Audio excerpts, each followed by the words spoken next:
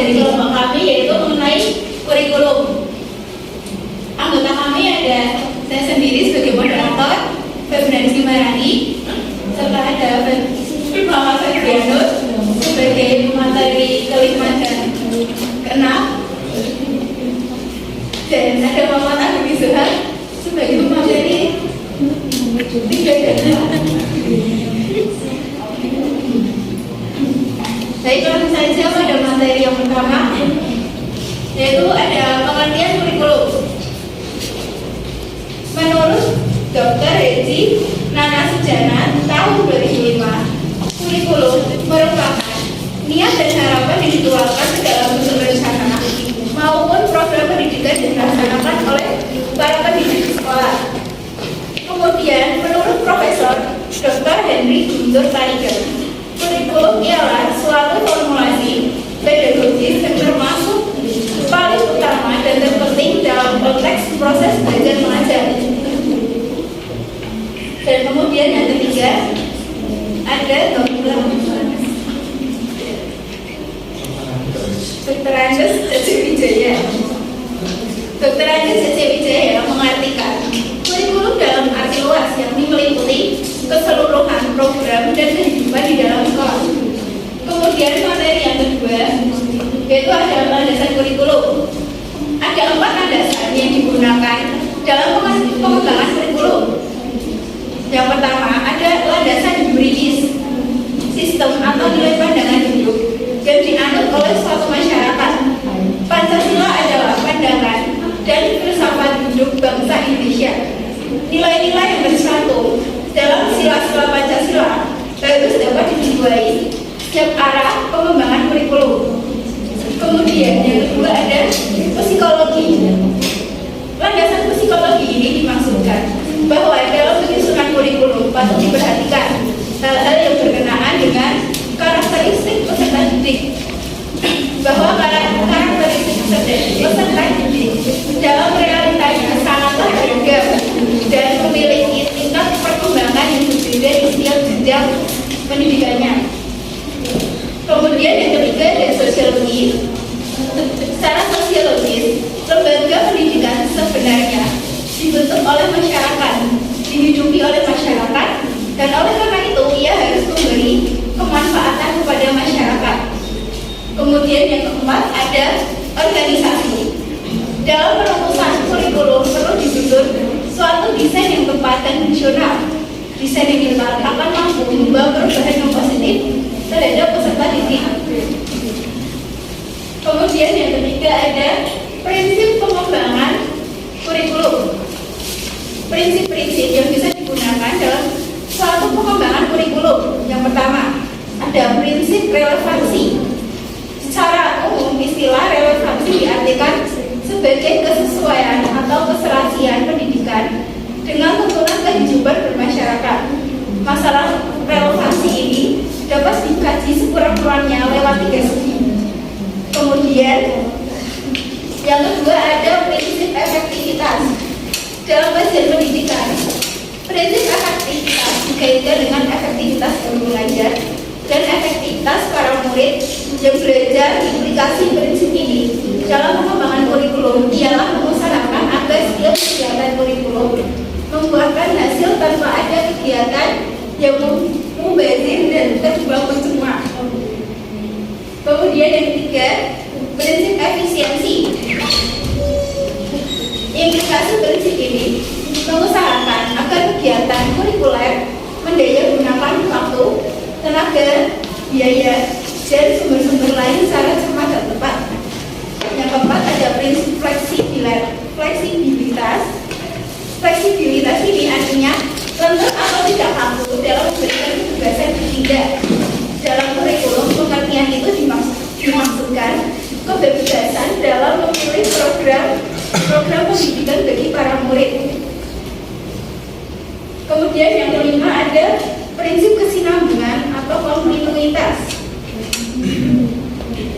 Implikasi ini mengusahakan agar antara berbagai tingkat dari jenis program pendidikan saling berhubungan dalam tatanan bahan kurikulum yang dikaitkan atau saling menjamin. Kemudian yang keenam ada prinsip objektivitas.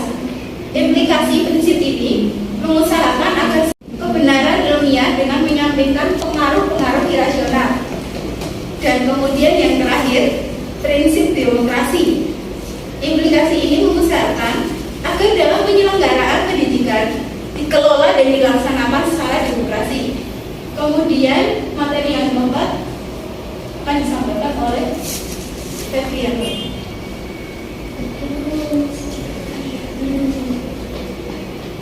Ya, di sini saya akan menjelaskan terkait dengan pendekatan kurikulum, yaitu ada 3: pendekatan berorientasi pada bahan, pendekatan berorientasi pada tujuan, dan pendekatan berorientasi pada kompetensi. Dan pendekatan yang pertama yaitu pendekatan yang berorientasi pada bahan atau subject matter oriented. Kurikulum dengan pendekatan ini cenderung menekankan kepentingan pencapaian target-target materi pelajaran dan cenderung mengabaikan perubahan dan perkembangan perilaku secara utuh ke arah perubahan perilaku yang positif. Namun demikian, sejumlah kalangan masih meyakini bahwa pendekatan ini sangat bermanfaat untuk mengetahui tingkat pencapaian penguasaan materi pelajaran dan karenanya berpengaruh terhadap kualitas penguasaan ilmu pengetahuan dan teknologi. Yang kedua adalah pendekatan berorientasi pada tujuan atau objective oriented. Dan pendekatan ini menekankan arti pentingnya tujuan dan penyelenggaraan pendidikan. Pendekatan orientasi pada tujuan ini dalam prakteknya sering mengabaikan proses, sehingga kualitas proses pembelajaran adalah hal yang tidak disentuh. Namun demikian, sejumlah kalangan pendidikan masih meyakini pendekatan ini karena mampu memberi arah kemana akhir pendidikan akan dituju. Dan yang ketiga adalah pendekatan yang berorientasi pada kompetensi atau kompetensi based kurikulum. Dan pendekatan ini lebih menekankan pada penguasaan kompetensi pembelajaran. Dalam prakteknya tidak dibenarkan melakukan lompatan kompetensi dasar dikuasai pembelajaran pada jenjang tertentu. Selain itu, pendekatan ini juga tidak mengabaikan proses, sebab proses dipahami sebagai bagian dari kompetensi yang akan dicapai dalam pembelajaran. Next, kurikulum berbasis kompetensi. Kurikulum berbasis kompetensi yaitu sebagai sebuah kajian penting dalam kajian pendidikan. Penjelasan tentang kurikulum berbasis kompetensi menjadi penting, artinya untuk memahami sejauh mana kurikulum digunakan di Indonesia. Karena itu, pemahaman tentang kurikulum berbasis kompetensi penting untuk dikemukakan. Kurikulum berbasis kompetensi adalah suatu kurikulum yang ditujukan untuk menciptakan tamatan yang berkompeten dan cerdas dalam membangun identitas budaya dan bangsanya.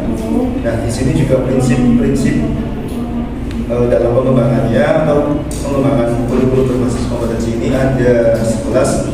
Yang pertama ada keseimbangan etika, yang kedua kesamaan memperoleh kesempatan, yang ketiga memperkuat identitas sosial, yang keempat menghadapi abad pengetahuan, yang kelima menyongsong tantangan teknologi informasi dan komunikasi, mengembangkan keterampilan hidup, mengintegrasikan unsur-unsur penting dalam kurikulum pendidikan alternatif, berpusat pada anak sebagai pusat pengetahuan, penilaian berkelanjutan, dan yang ke-11 yaitu pendidikan sekolah dan hayat. Demikian penyampaian dari saya kembalikan kepada moderator. Baik, materi ke-6 dan ke-7 akan disampaikan oleh Muhammad Rizal. Baik, untuk materi yang ke-6 yaitu kurikulum tingkat satuan pendidikan. Dalam Standar Nasional Pendidikan Pasal 1 ayat 15 disebutkan bahwa kurikulum tingkat satuan pendidikan adalah kurikulum operasional yang disusun dan dilaksanakan oleh masing-masing satuan pendidikan. Kurikulum ini dikembangkan berdasarkan Undang-Undang Nomor 20 Tahun 2003 tentang Sistem Pendidikan Nasional Pasal 36 ayat 1 dan 2. Kedua ayat tersebut adalah yang pertama, pengembangan kurikulum mengacu pada standar nasional pendidikan untuk mewujudkan tujuan pendidikan nasional. Yang kedua, kurikulum pada semua jenjang dan jenis pendidikan dikembangkan dengan prinsip diversifikasi sesuai dengan satuan pendidikan, potensi daerah, dan peserta didik. Kurikulum tingkat satuan pendidikan adalah juga suatu ide tentang pengembangan kurikulum yang diletakkan pada posisi yang saling dekat dengan pembelajaran, yakni sekolah dan satuan pendidikan. Pemberdayaan sekolah dan satuan pendidikan dengan memberikan otonomi yang lebih besar, di samping menunjukkan sikap tanggapan pemerintah terhadap tuntutan masyarakat, juga merupakan sarana peningkatan kualitas. efisien, dan pemerataan pendidikan kurikulum ini juga merupakan salah satu wujud reformasi pendidikan yang memberikan otonomi daerah pada sekolah. Dalam pengembangan kurikulum pembelajaran merupakan potensi bagi sekolah untuk meningkatkan kinerja guru dan staf sekolah, menawarkan partisipasi langsung kelompok-kelompok terkait, dan meningkatkan pemahaman masyarakat terhadap pendidikan khususnya kurikulum.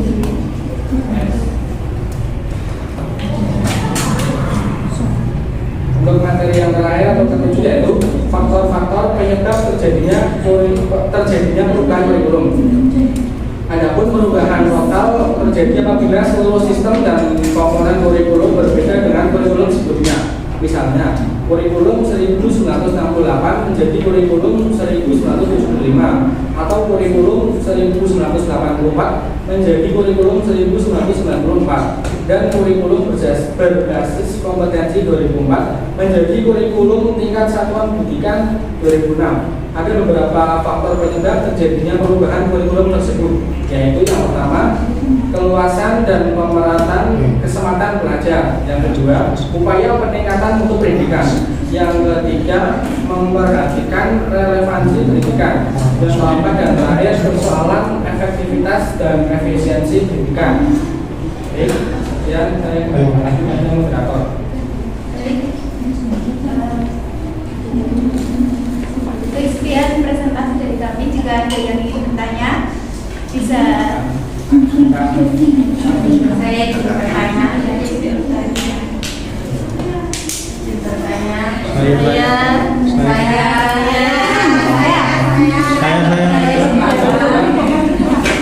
Baik, terima kasih. Perkenalkan, nama saya Marwan Fatuluna. Saya ingin bertanya, bagaimana cara guru dalam mengembangkan kurikulum? Baik, perkenalkan, kita mulai dulu pertanyaannya. Kemudian ingin bertanya, kalau Mas Amban juga bertanya.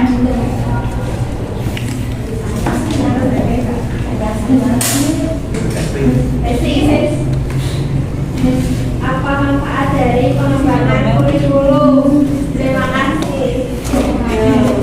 Baik, kami tampung dulu pertanyaan dari Mbak Esti. Kemudian pertanyaan lain saya mau tanya. Saya akan bertanya,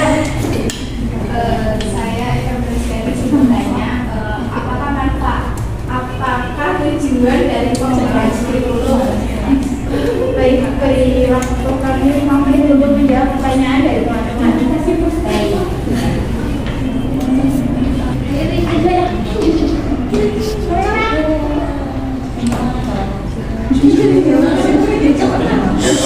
Menjawab pertanyaan dari Muna, yaitu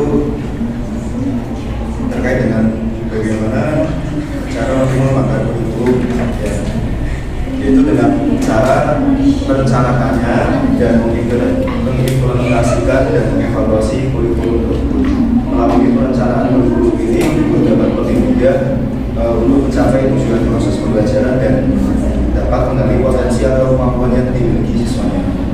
Baik, apakah bisa dipahami? Baik, terima kasih.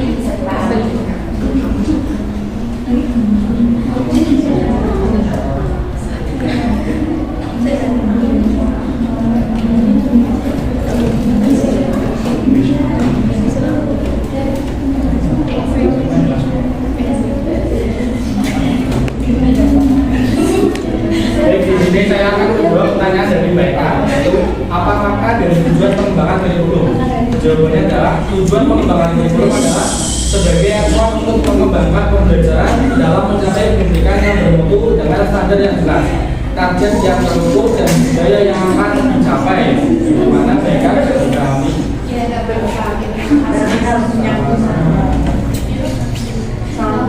Baik, saya akan menjawab pertanyaan dari Mbak Esti.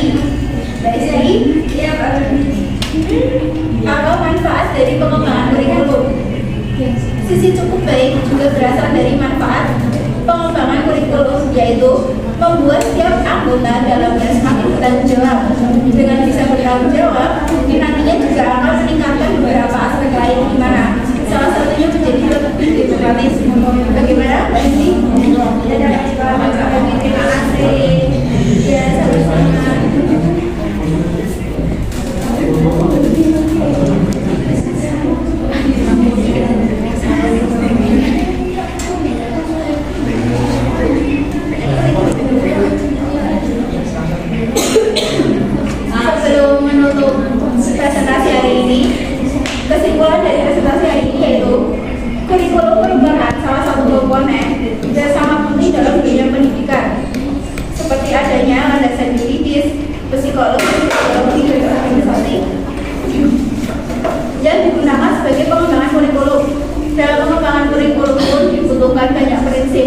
agar kurikulum dapat dilaksanakan dengan baik. Sekian presentasi dari kelompok 4.